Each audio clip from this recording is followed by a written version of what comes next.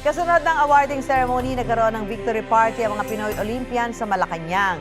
Sa reception dinner, hinandaan ang mga atleta ng salmon belly, sinigang at US Angus rib eye.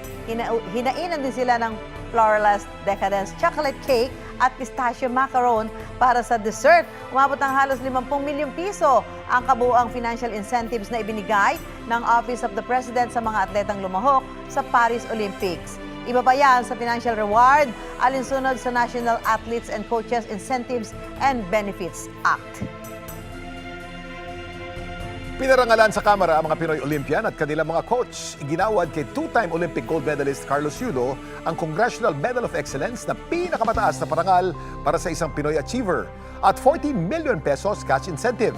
Congressional Medal of Distinction naman ang iginawad sa bronze medalists na sina Nesty Petesio at Ira Villegas. Binigyan din sila ng tig 2.5 million pesos.